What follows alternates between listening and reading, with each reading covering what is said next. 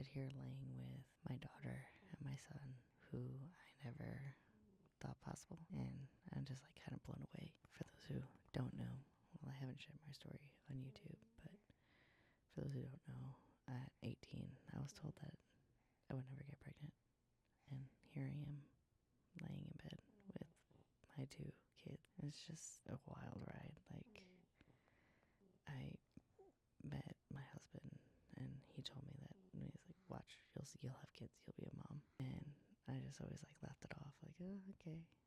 He was right, but nonetheless, the experience, the almost 5 years of trying to have a kid, it was like pretty rough, emotionally speaking, you know, who weren't even trying to get pregnant.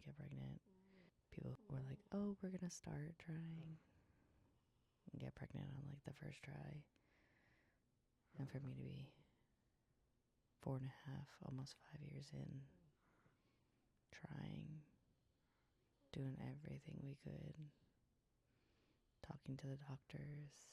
We talked to doctors about medicine, but we actually didn't get put on the medication because we had to switch insurances, but I digress. We actually got to a point where we stopped all of it, and we were like, you know what, we'll adopt a kid. That'll be fine. And then that whole experience itself was like, go through, and the money, it was all just a lot emotional toll. And we're like, oh, well, maybe just not right now. I came to terms with being like the fun couple that didn't have any kids, and traveled and bought all the things that we want.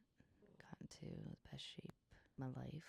I was down to 135 pounds. I was working out almost every day, a couple hours a day.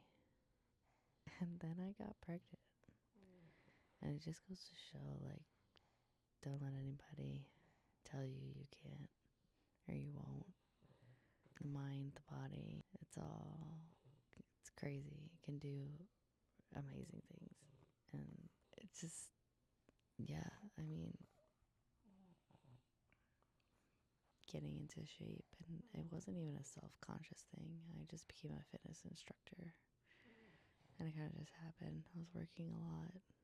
I became the strongest I've ever been, the fittest I've ever been.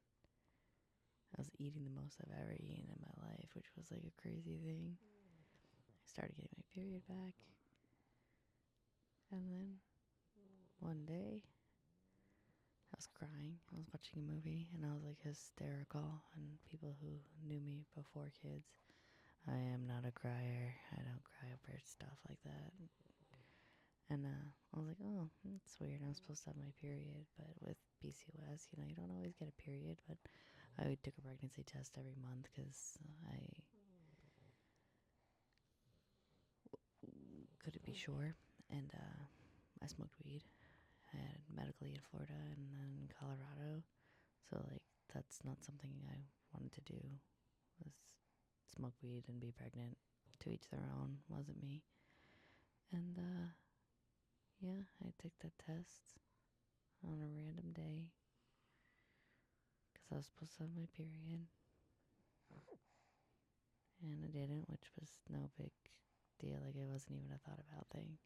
My light died. And those lights popped up, and I showed my husband, and went and bought another box of tests, and I took like 3 more tests. It was one of the craziest days of my life, yeah. And I found out later on that like false positives are less common than false negatives, but I literally couldn't believe it. Yeah. And then like 2 days later, I took another test to make sure, and pregnancy, I mean, obviously when I was showing, then I didn't take tests anymore, but the first couple months where you don't show, I kept taking tests because I was so like, is this happening? And now I got 2 little chicken nuggets. One's laying on my chest, and the other's on my boob. I'm just grateful for myself and my husband, you know, it's telling me, keep it most positive.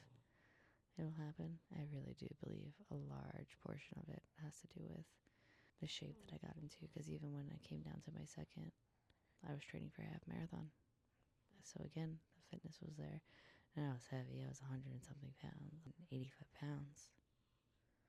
But I was active. I was doing something. I was being progressive about my body. That made a huge difference. And I really do think that that's what got me pregnant. So I'm going to go cuddle my chicken nuggets now. Bye.